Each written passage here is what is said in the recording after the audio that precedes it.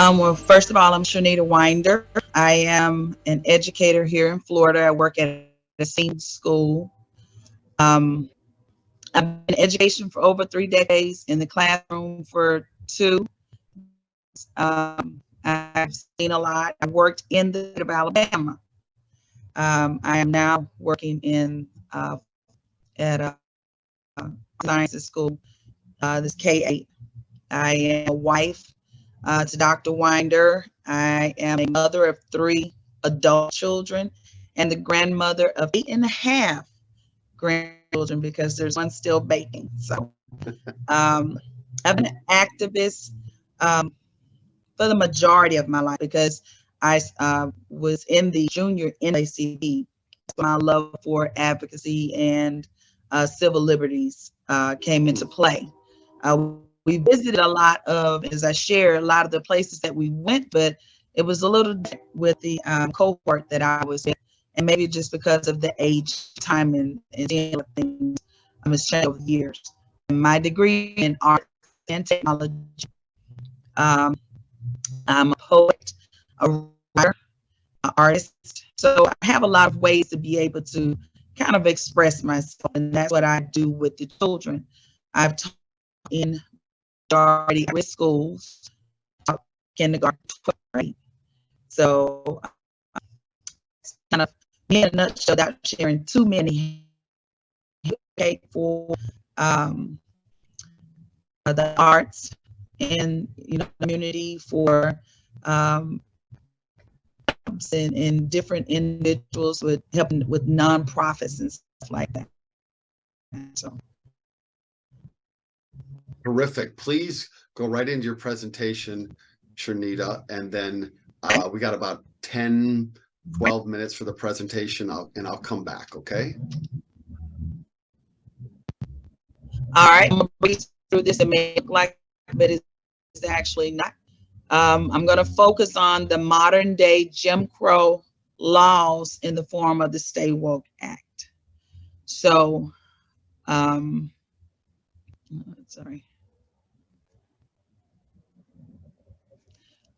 The key points I want to kind of gloss over real quick is the Stop Woke Act, the effects that it has on education and businesses here in Florida, the outrage that I've heard from other educators and even community individuals and parents, and citizen response, mainly myself. So most of the times when you ask, especially in 2023, if we've gone back 50 years, many people who are fighting for true democracy would say, yeah, because it doesn't feel like we've gone forward. It feels like the different things that have happened in the past are resurging again.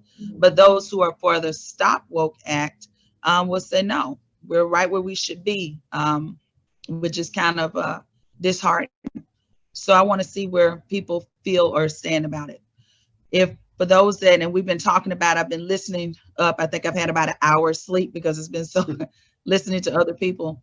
But the Governor DeSantis here passed the Stop Woke Act, which put bans on teaching of certain topics concerning race and equality in Florida classrooms. And that went into effect July 1st of last year. Now, the two of the amendments I want to focus on is the first one: members of one race, color, sex, or national origin are morally superior to members of another race, color, sex, or national origin. So the morally superior stood out to me, which is the belief or attitude that one's position and actions are justified by having higher moral values than others. Now, when I looked at and thought about some discussions I've had, most of people of color, when we talk about the scriptures, you have more people stepping away from Christianity lately because they feel like it was more of something that the slave master infused. So when you talk about moral superiority, one of the scriptures that has been used, and this was reported by Time Magazine, is being used the most by slave masters, was Ephesians 6:5-7, which said, servants, be obedient to them that are your masters according to your flesh with fear and trembling, in singleness of your heart as unto Christ, not with eye service as men pleasers, but as servants of Christ, doing the will of God from the heart, with goodwill, doing service as to the Lord and not to men, knowing that whatsoever good thing any man doeth, the same shall he receive of the Lord, whether he be bond or free. Now, my concern with that is this: when we talk about being morally superior with this Stop Woke Act, it depends on which side of the coin you're on, whether you're African American or you or in white America, because there's always, even for myself, there's that feeling of superiority that kind of kicked in, as in the jobs. You knew that if you didn't know somebody specifically in the job setting, that you wouldn't be able to get that job, or even in education. I remember us. As an elementary child getting used books, and it's sad to say that still we're getting used books in those types of schools. So focusing on the moral superiority, to how we can speak. You saw that in the beginning with the mouth being bound. That's what it looks like. That trying to control we say, what we do, and that's been history. The second key point, and is number 6: an individual, by virtue of his or her race, color, sex, or national origin, should be discriminated against or receive adverse treatment to achieve diversity, equity, or inclusion. I worked at a job before I went back into the classroom, and we actually had to go through a diversity and equity training. I remember hearing my white coworkers complain about the fact that they had to go through that they had to look at that. They would make jokes about it, so now you have, but at least they were held to a standard. Now with that being removed in Escambia County, Florida here, it's kind of gotten the title Trump country. We had 4 visits from him during the elections, and there's a lot of gentrification going on right now. So being able to continue to muzzle someone feels kind of like you're still trying to control. So as you saw with that, I remember when we talked with Miss Joanne Bland and Linda Lowry, and she shared about how she received a beautiful Easter dress, and her mother took her shopping for a new pair of shoes. And back then, I even remember my grandmother taking a string and measuring out our feet, and then putting the measurement to a metal plate because we didn't put our feet in shoes, and that was even in the 70s. Hearing the pain about that, the fact that this is spilling even now into what we can do, how we can do things, and the emotional long-term effect it has. And I'm seeing even with this, when the Stop Woke Act came out, I mean, it was kind of heated discussion here. What can you say? What can't you say? Miss Linda recalling about, we talking about emotional support of long-term effects of her being hit so hard in the head that she blacked out, and she was just not realizing she was still in that type of pain. So what I want those that are watching that support that to understand is that the way that you treat people, the things that you do, no matter how young you are, that can stem into your adult life. Teaching the kids, I teach 3rd grade, and I have students now that feel like they're inferior to white counterparts. And then, unfortunately to say, the majority of the teachers that they see at our school are white. Is a few that are Black, but parents are talking about how they prefer someone of color so that they can relate to them. Now, that's not to say that a white teacher can't connect with the child, but I've seen some disconnections. And when you put it out there, and that person or that educator or teacher agrees and supports with it, then it can kind of cause a disconnect with teaching that Black child truly who they are and who they can become. So for me, it just kind of seemed like it was Jim Crow laws seeking to intimidate, segregate, and eradicate all over again. The original laws And I won't, you can see that on the screen. Segregation was enforced in public schools, phone booths, hospitals, asylums, jails, residential homes, elderly, handicap, where we still have it today, even with housing. I still see it today with jobs. I still see it today with even in the hospitals, going into the hospitals and even getting the care. Black people during COVID were dying here at a higher rate than whites were. So, putting that narrative to controlling what we can do, how we can be with whether it's in schools or hospitals or businesses, really affects the quality of life of an African American person. So for me, I've always taught my students, and so I began to think it's the difference between me telling a student about us going to Kelly Ingram Park and praying with each other versus teaching them about the tribute of the sculpture that's there, of the clergy that contributed to the movement. It ranges into, I came from Monroe County, Monroeville. To Kill a Mockingbird, we had to painfully watch the plays, either like being played over and over and over again, but that's the pride of that town in Monroeville is To Kill a Mockingbird play, because the courthouse there was the courthouse that was used to create the courthouse in the actual film. And so they would rather me share about that rather than the racism that was directed towards the character Tom Robbins that is still in existence today. Telling me that what I can teach in the classroom is like saying I should be more proud of that as the birthplace of Harper Lee versus the fact that I knew Johnny D. I knew Johnny D. McMillan. I knew that a lot of the characters that was in the film, but they didn't even want that film nowhere near Monroeville. And there was a lot of conversation of resurging that.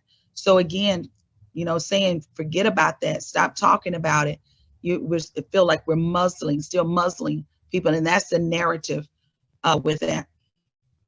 Telling me what to teach is like saying I can talk about the Confederate slave owners and their cemeteries with pride, but then I can't talk to my students about the Freedom Wall for civil rights in Montgomery, where the foot soldiers met up, or telling them about that I pledged my sorority in Selma, Alabama, but I can't talk about the contributions that Booker T. Washington and George Washington Carver made at Tuskegee Institute. These are just some things that the way we feel. It's the same as in getting an autographed copy of Dr. Terry Scott's book, Lynching and Leisure, but then not being able to teach the students that in Monroe County, there were 17 lynchings. In Wilcox County, where I taught, there were 4 lynchings. And in Escambia County, there were 7 lynchings. It's still even more. We can't, we can share about our ancestors were brought over on slave ships. They were kidnapped, bound, and sold it to the highest bidder to help build America. But I can't tell them that before they were kings and queens and inventors and mathematicians and astronomers. It's a lot of confusion about it, that I can talk about the first White House of the Confederacy, but I can't talk about the women that we visited, the beautiful tribute of 3 women who are called the mothers of gynecology versus the father of gynecology.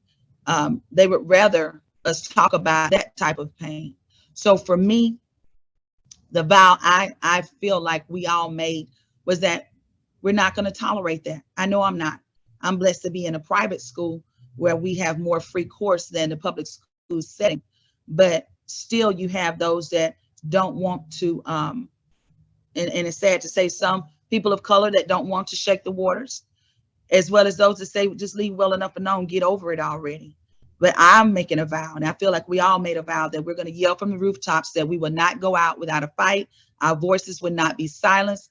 And we most definitely will honor the legacies of those that died, sacrificed, and still plead for us to pass the baton, as we talked about when we were together for a greater tomorrow from the blood-soaked ground.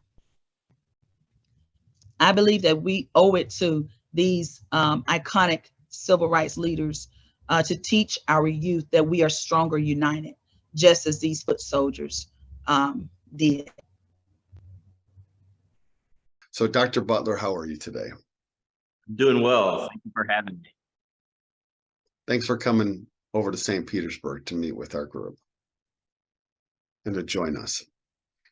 We're in Florida partly because you invited us some time ago, and you brought Dr. Scott to Flagler College to speak. So can you talk about your position at Flagler and how you guys are feeling the effects of the DeSantis set of bills and laws? And it's not just DeSantis, it's all Republican leadership in the state. Yeah, I think that all institutions of higher education are trying to navigate the legislation and the repressions, quite frankly.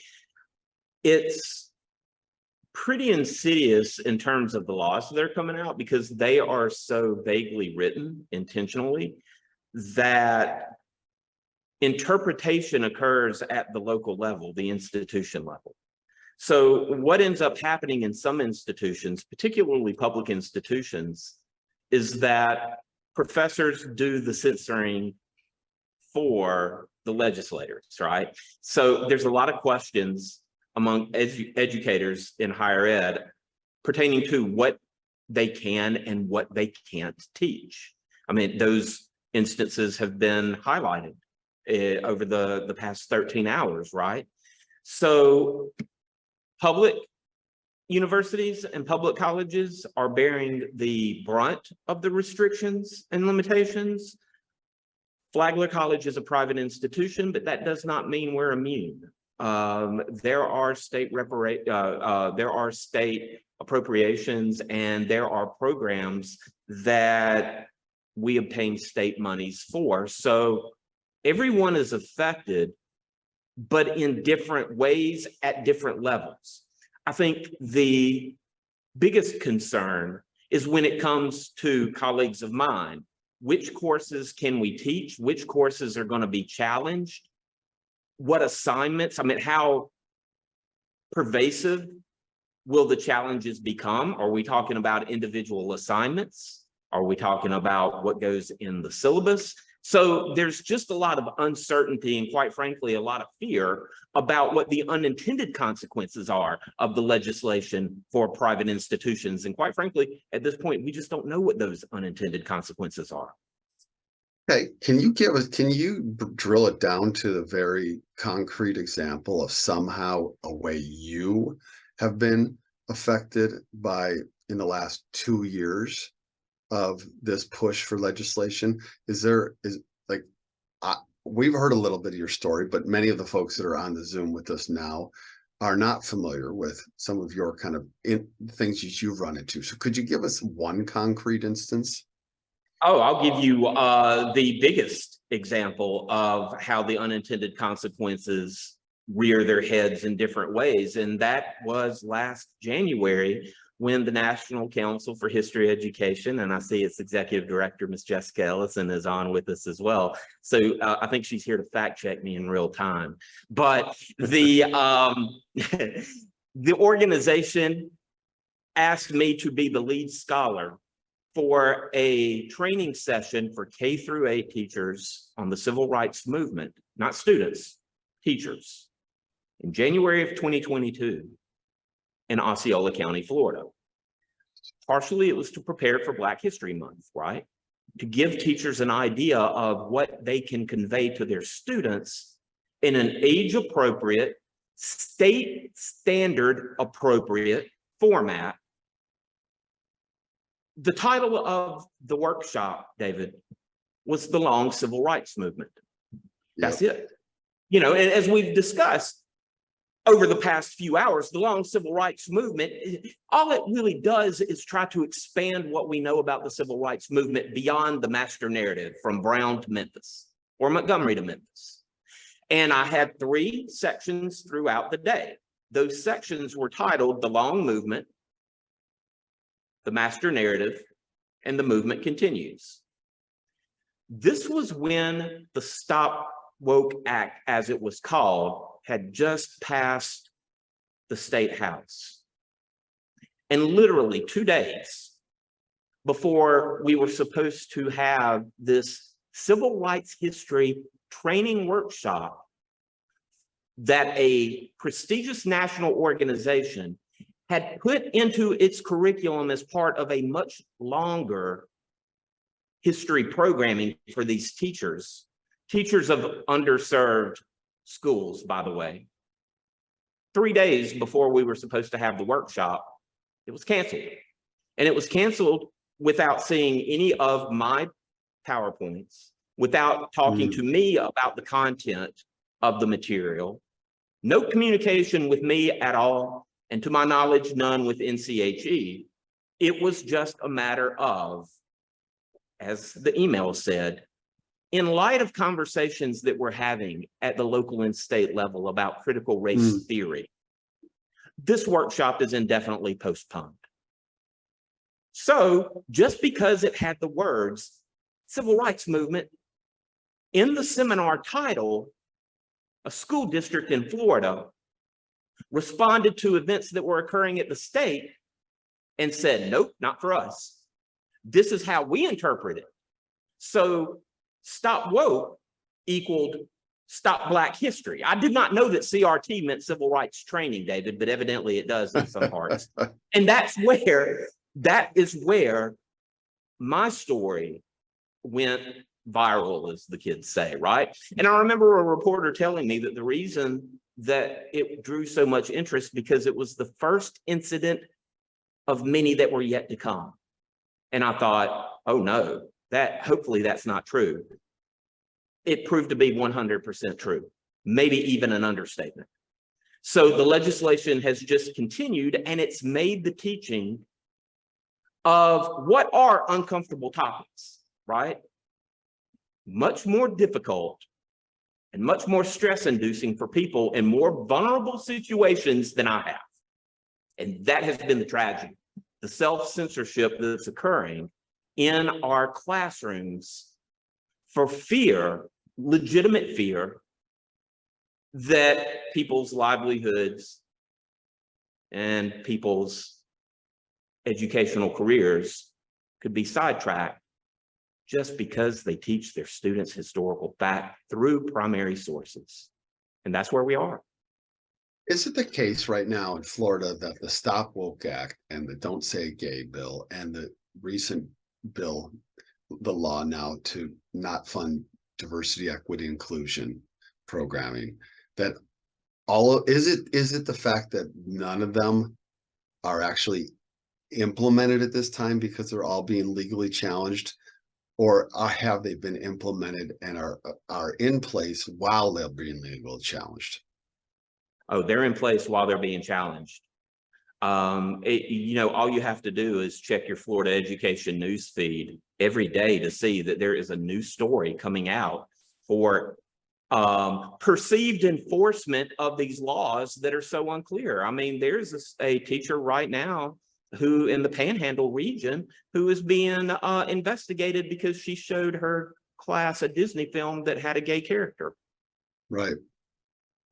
So yes, it is. You're right. They are absolutely being challenged. And in my unofficial legal opinion, which I get from watching Law and Order and other true crime TV shows, right? They will be overturned, but the damage is done. The damage is done. We're going to have a generation of children who aren't told about the Little Rock Nine because the graphic novel on the Little Rock Nine in one Florida district was deemed grade inappropriate. So, I mean, it's happening. It's happening day by day by day. Yeah, it's being challenged. But in the meantime, what is occurring at the district, the county level, the system level, is creating irreparable damage. The Johns Committee eventually broke up, but the consequences of that lavender witch hunt that occurred in Florida still resonate to this day in our state. And this legislation is far-reaching in terms of going after marginalized, traditionally historically excluded communities. It is truly intersectional in its approach in all of the worst possible ways. So the brutality of rhetoric about gender studies, and the Go study at Berkeley if you're interested in that, and the anti-trans legislation and perspectives, the removal of gender affirming treatments. This stuff is all woven together with the attack on books and education generally. So we have this profound multi-front body of work that is occurring. And what I think is the question for those of us who don't live in Florida but are deeply, deeply seeing it as the tip of the iceberg is, how is it that all of these pieces are happening at the same time? How is it from your perspective that this is unfolded this way? Fear and hate are incredible motivators politically.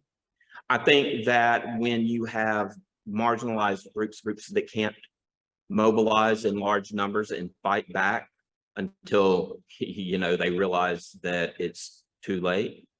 But when you have marginalized peoples that are portrayed as the other, and they are the cultural boogeyman, and they are then groomers and eliminated from our history and dehumanized as people. And even those teachers who want to help can no longer have a pride flag in their classroom to indicate that it's a safe space for people who need to talk. That really is the far-reaching consequence of this, David. It's the fear, the hatred, and it's cloaked in a rhetoric that has really been stolen. Freedom and liberty and anti-woke, right? So all of these words are used as bludgeons to do some really anti-democratic things. That's why I think when it comes to freedoms, yes, we should talk about the freedom to teach. We should talk about the freedom for teachers to do what they were trained to do, to give our students the best public education they can get. I think that the greatest parental freedom is the freedom to a high quality education. And you get that when systems empower their teachers who have been properly trained and qualified to do their jobs, right? It is all related as well. One of the things that I've had the opportunity to do, David, now that I've found myself, involved in some of these things, and look, the very nature of what I do has put me in the middle of some of these debates. Not me looking for publicity or, whatever the case may be. The very fact that I teach slavery, Reconstruction, Jim Crow America, the Civil Rights Movement, the Florida Civil Rights Movement, African-American history, the topics have put me in the crosshairs, not anything that I've done, right? And that's how a lot of teachers are feeling. So as I've talked to other people, we are all encompassed within a single cloak of destiny, right? Librarians, teachers, history educators, educational advocacy groups, museums, public historians. The more people that I talk to, the more that I realize everyone who does history in some way, shape, or form or fashion are all having to deal with the ramifications of these laws.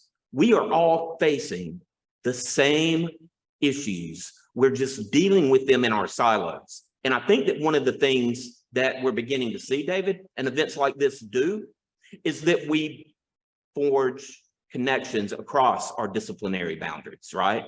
Where I can become familiar with advocacy groups and librarians and public historians. So it's not just a matter of, the poor K through 12 teachers, or it's just targeting them. First they came for the K through 8 teachers, then they came for the high schools, then they came for the state colleges, then they came for the state universities. That is absolutely what has happened.